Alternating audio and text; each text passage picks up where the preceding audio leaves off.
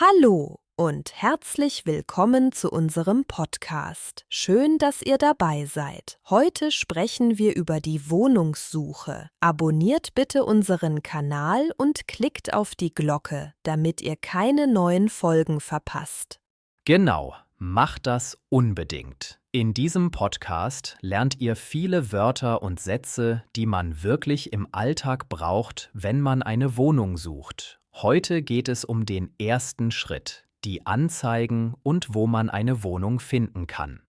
Ja, das ist immer ein spannendes Thema. Auch wenn ich an meine erste Wohnungssuche denke, habe ich natürlich sofort im Internet geschaut. Es gibt so viele Webseiten, zum Beispiel Immobilien Scout oder ImmoScout24, aber ehrlich gesagt, manchmal sind die Angebote dort sehr teuer.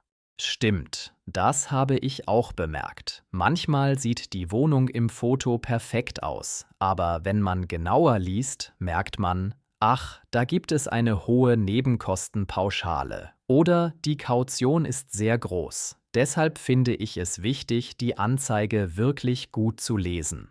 Ganz genau. Ich schaue immer zuerst auf den Preis und dann, wie groß die Wohnung ist, auch wie viele Quadratmeter. Und natürlich gibt es eine Küche, einen Balkon, vielleicht sogar eine Waschmaschine. Das sind kleine Details, aber sie sind sehr wichtig im Alltag.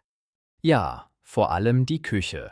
Ohne Küche ist es in Deutschland oder in der Schweiz manchmal wirklich schwierig. Viele Wohnungen sind ohne Einbauküche. Das habe ich gar nicht gewusst, als ich zum ersten Mal gesucht habe.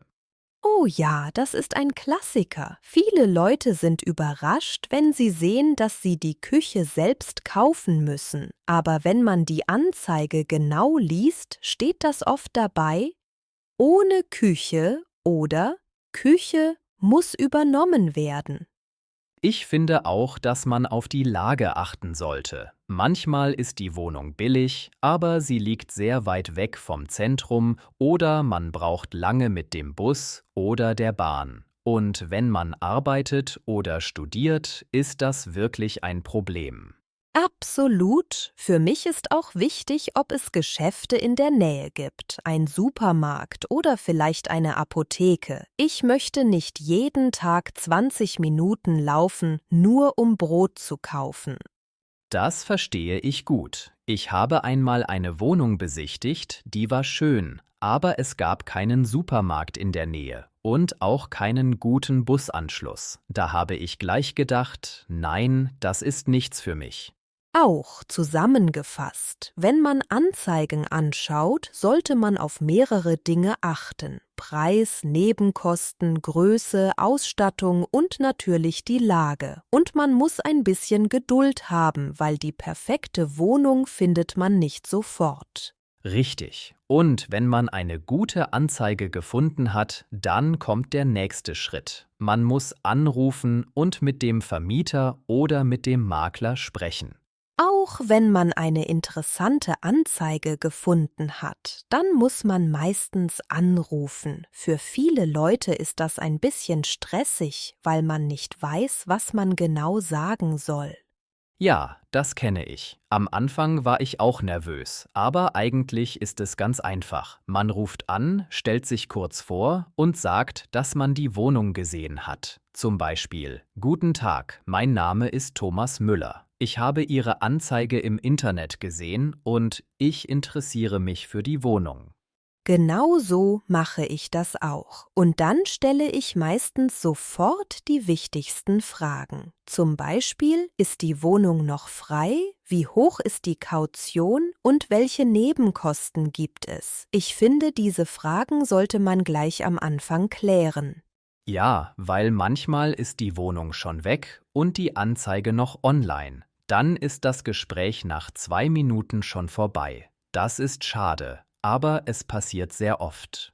Ich frage auch gern nach dem Termin für die Besichtigung. Ich sage dann: Wann könnte ich die Wohnung anschauen? Oder gibt es in dieser Woche noch freie Termine für eine Besichtigung? Das klingt freundlich und direkt. Sehr gut. Ich habe auch gelernt, dass man immer ein bisschen höflich bleiben muss. Auch nicht einfach. ich will die Wohnung sehen, sondern lieber, könnten Sie mir bitte einen Termin nennen? Das klingt besser und die Leute reagieren netter. Stimmt. Höflichkeit ist sehr wichtig. Viele Vermieter haben viele Anfragen und wenn man unfreundlich ist, bekommt man vielleicht gar keine Antwort. Was ich auch oft mache. Ich frage nach den Unterlagen, die der Vermieter braucht, zum Beispiel eine Gehaltsabrechnung oder eine Schufa-Auskunft. Dann weiß ich schon vorher, was ich vorbereiten muss. Ja, das ist eine gute Idee. Ich frage auch, ob Haustiere erlaubt sind, weil viele Freunde von mir einen Hund oder eine Katze haben. Manchmal steht das nicht in der Anzeige. Oh ja, das kann sehr wichtig sein. Ich erinnere mich an ein Gespräch. Ich habe alles gefragt und am Ende habe ich gesagt, ich habe übrigens einen kleinen Hund. Dann meinte die Vermieterin sofort, nein, das geht nicht. Da war das Thema schon erledigt. Das passiert vielen Leuten. Deshalb ist es besser, gleich am Anfang zu fragen. So spart man Zeit und Ärger. Ich finde auch, dass man bei einem Anruf ein bisschen locker bleiben sollte. Auch freundlich, ruhig sprechen und nicht zu schnell. Wenn man ein Wort nicht versteht, kann man einfach fragen, Entschuldigung, könnten Sie das bitte wiederholen? Das ist ganz normal. Ja, das ist ein guter Tipp. Niemand erwartet, dass man alles perfekt versteht. Die meisten Menschen wiederholen es gern, wenn man höflich fragt. Auch der Anruf ist wirklich ein wichtiger Schritt. Wenn man eine gute Anzeige hat und dann nett anruft, bekommt man oft auch einen Termin zur Besichtigung. Genau. Und dann kommt der spannende Teil. Man geht hin, sieht die Wohnung mit eigenen Augen und kann sich ein Bild machen, wie es wirklich aussieht. Auch jetzt haben wir den Termin für die Besichtigung. Ich finde, das ist der spannendste Teil bei der Wohnungssuche. Man sieht endlich, wie die Wohnung wirklich aussieht, nicht nur auf Fotos. Ja, das stimmt. Die Fotos im Internet sehen oft sehr schön aus, aber in echt ist es manchmal ganz anders. Deshalb ist es wichtig, genau hinzuschauen. Ich achte immer zuerst auf den ersten Eindruck. Wie sieht das Treppenhaus aus? Wie ist das Haus von außen? Ja, das mache ich auch. Wenn das Haus schon sehr alt und kaputt aussieht, dann denke ich gleich, vielleicht ist die Wohnung innen auch nicht so toll. Und wenn es im Hausflur schmutzig ist, ist das kein gutes Zeichen. Ganz genau. Und wenn man dann in die Wohnung kommt, schaue ich zuerst, wie hell es ist. Gibt es große Fenster? Kommt genug Licht hinein? Für mich ist das sehr wichtig, weil ich es nicht mag, wenn es dunkel ist. Da bin ich ganz deiner Meinung. Ich schaue auch sofort auf die Küche. Ist eine Einbauküche da oder nicht? Wie alt sind die Geräte? Und ob es Platz gibt für einen Tisch? Kochen ist für mich wichtig. Deshalb frage ich immer, ist die Küche im Mietpreis enthalten? Ja, gute Frage. Ich schaue auch gern ins Badezimmer. Ist es sauber? Gibt es Schimmel? Gibt es eine Badewanne oder nur eine Dusche? Das sind Dinge, die man gleich sehen kann. Und manchmal lohnt es sich auch, die Fenster zu öffnen. Dann hört man, wie laut die Straße ist. Wenn die Wohnung direkt an einer Hauptstraße liegt, kann es wirklich sehr laut sein. Stimmt. Ein Freund von mir hat eine Wohnung gemietet und erst nach dem Einzug hat er gemerkt, dass nachts immer die Züge vorbeifahren. Das war ein großer Fehler. Ich frage auch immer nach den Heizkosten. Im Winter kann das sehr teuer werden. Manche Häuser sind alt und haben keine gute Isolierung, dann zahlt man jeden Monat viel Geld extra. Ja, das ist ein guter Punkt. Ich habe einmal den Vermieter gefragt, wie hoch sind die Nebenkosten ungefähr. Dann konnte ich gleich besser rechnen, ob ich mir die Wohnung leisten kann. Ich finde auch, dass man beim Besichtigen ruhig Fragen stellen soll. Zum Beispiel, gibt es einen Keller, wo man Sachen abstellen kann? Gibt es einen Waschraum im Haus? Oder darf man einen Balkon benutzen, wenn er mit Nachbarn geteilt wird? Richtig. Und sehr wichtig ist auch die Atmosphäre mit dem Vermieter. Man merkt schnell, ob die Person freundlich ist oder nicht. Ich glaube, das macht später im Alltag einen großen Unterschied. Ja, absolut. Wenn man gleich ein gutes Gefühl hat, ist das besser. Aber wenn der Vermieter von Anfang an unfreundlich ist, dann denke ich mir, vielleicht gibt es später viele Probleme. Auch die Besichtigung ist nicht nur, um die Wohnung zu sehen, sondern auch, um viele Fragen zu stellen und zu spüren, ob man sich wohlfühlt. Genau. Und wenn einem die Wohnung gefällt, kann man danach in Ruhe überlegen und die Informationen vergleichen. So, nach der Besichtigung kommt die große Frage, will ich die Wohnung oder nicht? Ich finde, das ist oft gar nicht so leicht. Ja, das stimmt. Man hat vielleicht 2 oder 3 Wohnungen gesehen und jede hat Vor- und Nachteile. Eine ist groß, aber ein bisschen zu teuer. Die andere ist billig, aber weit weg vom Zentrum.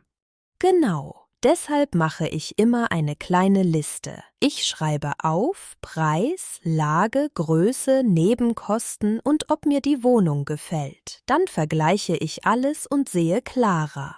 Das ist eine gute Idee. Ich spreche auch oft mit Freunden oder mit meiner Familie. Manchmal sehen andere Menschen Dinge, die ich nicht bemerkt habe. Zum Beispiel, dass die Küche sehr klein ist oder dass es keinen Aufzug gibt. Ja, und wenn man sich entschieden hat, muss man die Unterlagen schicken. Meistens will der Vermieter einen Einkommensnachweis, eine Schufa-Auskunft und manchmal auch eine Kopie vom Ausweis. Genau. Und wenn alles passt, bekommt man den Mietvertrag. Den sollte man auf jeden Fall genau lesen. Auch das Kleingedruckte. Steht dort zum Beispiel, ob man die Wohnung beim Auszug renovieren muss oder nicht. Das ist sehr wichtig. Viele Leute unterschreiben zu schnell und später gibt es Probleme. Ich lese immer in Ruhe, manchmal sogar zweimal. Und wenn ich etwas nicht verstehe, frage ich nach. Sehr gut. Und wenn man unterschrieben hat, ist es geschafft. Dann hat man endlich eine neue Wohnung und kann planen, wie man umzieht. Ja, das ist ein schönes Gefühl. Ein bisschen Stress gibt es immer, aber am Ende freut man sich, wenn man einen neuen Platz zum Leben gefunden hat. Genau. Und das Wichtigste ist, Geduld haben, freundlich bleiben und Schritt für Schritt gehen. Dann klappt es meistens auch mit der Wohnung. Die Kaution. Die Kaution für die Wohnung ist 1.200 Euro. Bevor ich einziehe, muss ich die Kaution bezahlen. Die Nebenkosten sind im Preis nicht enthalten. Im Winter sind die Nebenkosten oft sehr hoch. Die Besichtigung. Morgen habe ich eine Besichtigung für eine neue Wohnung. Bei der Besichtigung möchte ich viele Fragen stellen. Die Hausordnung. In der Hausordnung steht, dass man nach 22 Uhr leise sein muss. Ich habe die Hausordnung gelesen und verstanden. Die Provision. Für diese Wohnung muss man eine Provision an den Makler zahlen. Die Provision beträgt eine Monatsmiete.